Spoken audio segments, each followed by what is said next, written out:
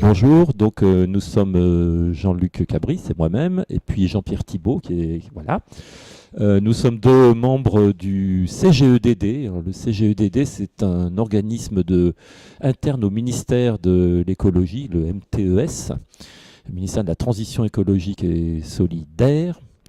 Attention à ne pas faire l'erreur. Et donc, nous sommes un organisme de conseil interne à l'administration. Nous, on fait des rapports d'études, de réflexions, d'audits sur tous les sujets qui incombent au ministère. Donc nous sommes une petite équipe qui nous intéressons plus particulièrement au paysage. Et nous avons, 2 ans, entrepris un rapport sur ce qu'on appelle, en termes un peu barbares, un parangonnage, c'est-à-dire aller voir, ou un terme encore plus barbare, benchmarking, qui consiste à aller voir dans un certain nombre de pays européens, comment ils appliquent la Convention européenne du paysage et qu'est-ce qu'on pourrait en tirer pour nos politiques en France. Donc on a fait un gros rapport qui comporte une partie d'analyse, une partie de ce qu'on a vu, une partie de recommandations et puis beaucoup d'annexes qui sont des fiches par pays, donc qui sont très intéressantes, que je vous conseille vivement de lire parce que beaucoup d'informations se trouvent dans ces annexes. Aujourd'hui, donc la présentation qui est faite ne porte pas vraiment sur le déroulé des 8 propositions que nous faisons. Il va plutôt parler de la méthode.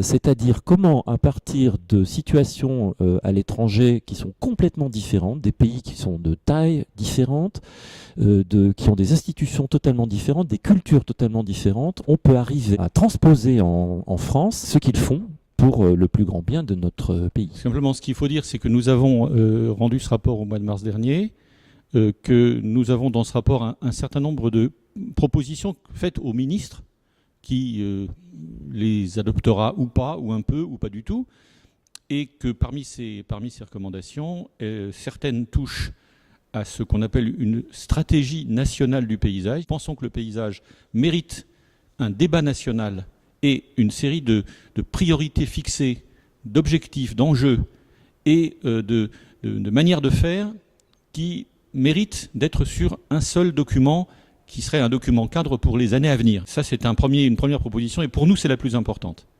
Sachant que, par ailleurs, il est important aussi qu'en région, dans les nouvelles régions, une politique du paysage soit déclinée, que l'application de la Convention européenne du paysage, que la France a signée, qu'elle a ratifiée, et qui est donc pour elle un engagement international, même s'il est moins sanctionné que certaines directives européennes, un engagement international, soit appliqué au plus près du territoire et dans les régions. L'autre élément, bien sûr, c'est que nous devrions, c'est ce que nous conseillons en tout cas à nos commanditaires, nous devrions renforcer un certain nombre d'éléments, renforcer certaines politiques, la dimension paysagère de certaines politiques sectorielles, comme l'agriculture, comme la trame verte et bleue, comme l'urbanisme, peut-être les transports, et sans doute aussi, mais avec plus de complexité, la santé publique. Le paysage n'est pas une politique pour elle-même et en elle-même, mais ça on l'a vu chez la plupart de nos voisins, une dimension particulière et facilitatrice des politiques sectorielles, des politiques verticales.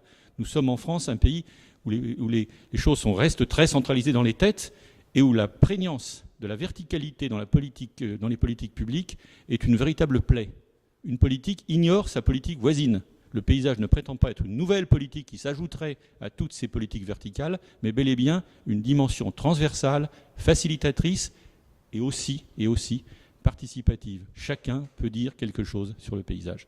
On va essayer de voir ça.